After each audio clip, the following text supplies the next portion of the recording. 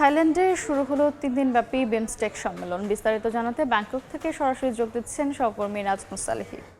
আজকে প্রথম দিন এই ব্যাংককে যেই বিমস্টেকের যে প্রথম দিনের সম্মেলনের উদ্বোধনী হয়েছে, সেখানে আসলে পররাষ্ট্র সচিব পর্যায়ের বিমস্টেক অন্তর্ভুক্ত রাষ্ট্রগুলোর পররাষ্ট্র সচিব পর্যায়ের কর্মকর্তারা আসলে জয়েন করে এই মিটিং অংশ নিয়েছেন। এটা চলবে হচ্ছে স্থানীয় সময় বিকাল 3টা পর্যন্ত। বাংলাদেশের পক্ষে অংশ নিয়েছেন বাংলাদেশের পররাষ্ট্র সচিব জসিমউদ্দিন, এবং আজকে বিকেল 3টা পর্যন্ত আসলে মূলত বিমস্টেক ভুক্ত যে রাষ্ট্রগুলো রয়েছে এখানে কিভাবে তাদের কারিগরি সহযোগিতা এবং প্রযুক্তি খাতে একে অপরকে সহযোগিতা করে কিভাবে উন্নয়ন করা যায় এবং হচ্ছে যে তারা কিভাবে একে অপরের সহযোগিতা এগিয়ে যেতে পারে, এই বিষয়গুলো নিয়ে বিকেল 3টা পর্যন্ত আসলে মূলত আজকে আলোচনা হবে। এরপরে এখান থেকে একটি মিডিয়া ব্রিফের মাধ্যমে জানানো হবে আজকের দিনে আসলে কী কী সিদ্ধান্ত হয়েছে এবং কে কিভাবে কার কতটুকু কি সামর্থ্য আছে এবং কিভাবে এই বে অফ বেঙ্গল এই বঙ্গোপসাগরকে কেন্দ্র করে গড়ে ওঠা যে এই যে সংগঠন এই এর উপত্যকায় যে দেশগুলো রয়েছে সেই দেশগুলোর আসলে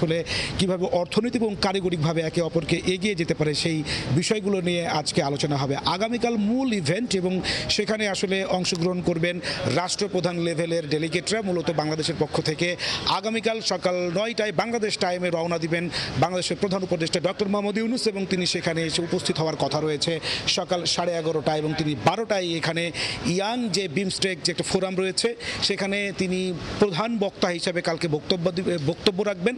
তার বক্তব্যের উপর সেইখানে আসলে তিনি এই বে অফ বেঙ্গলকে কেন্দ্র করে গড়ে ওঠা যে বিমস্টেকভুক্ত যে সদস্য রাষ্ট্রগুলো রয়েছে শুধুমাত্র এই সমুদ্র বন্দর এবং একে অপরের যে হচ্ছে সমুদ্রকে ব্যবহার করে এই যে শিপিংয়ের মাধ্যমে যে লোকাল ট্রান্সপোর্ট এই আন্তঃরাষ্ট্রীয় ট্রান্সপোর্টের মাধ্যমে কিভাবে একে অপরের লাভবান হওয়া যায় বন্দরগুলো ব্যবহার করে, মূলত সেই বিষয়ে এই এই বিমস্টেকভুক্ত রাষ্ট্রগুলোর মধ্যে একটি চুক্তি সম্পাদন হওয়ার কথা রয়েছে। এখানে মূলত প্রধান উপদেষ্টা কালকে যে বক্তব্য দিবেন সেখানে তিনি ভবিষ্যৎ বিমস্টেক কেমন হতে পারে তিনি তার একটি রূপরেখা দিবেন।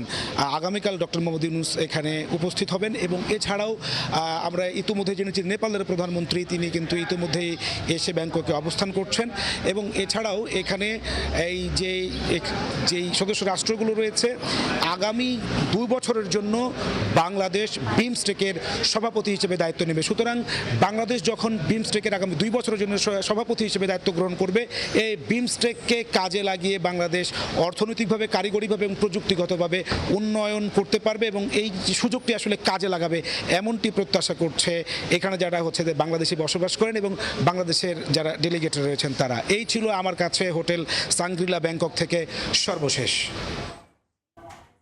সরাসরি যুক্ত ছিলাম থাইল্যান্ডের ব্যাংককে।